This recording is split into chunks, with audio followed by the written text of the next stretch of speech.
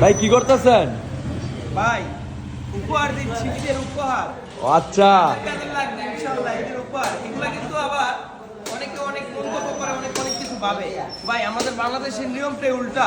আসলে অনেকে জাকাত পাবে, ভাই জাকাত পাবেটা, জাকাত দেওয়ার নিয়ম একটা না। জাকাত দেওয়ার নিয়ম হচ্ছে কি, একজনকে ধনী বানানো এবং সে যেন পরবর্তীতে সেও যেন জাকাত দিতে পারে।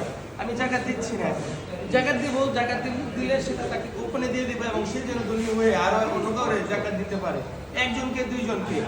আর আমরা যা করি যে উপহার স্বরূপ দিই, হ্যাঁ অনেকে আবার এই উপহারগুলোকে খন্ড ভাবে জাকাতকে উপহার বানায়।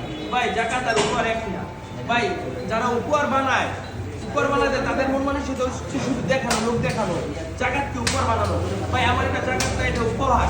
সবাই উপহার উপহার হিসেবে আমার আত্মীয় স্বজনকে যতটুকু আমার সামর্থ্য অনুযায়ী ভালোটা দিতে চেষ্টা করতেছি।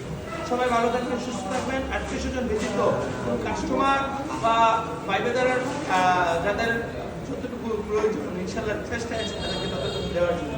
সবাই দোয়া রাখবেন। আল্লাহ হাফেজ।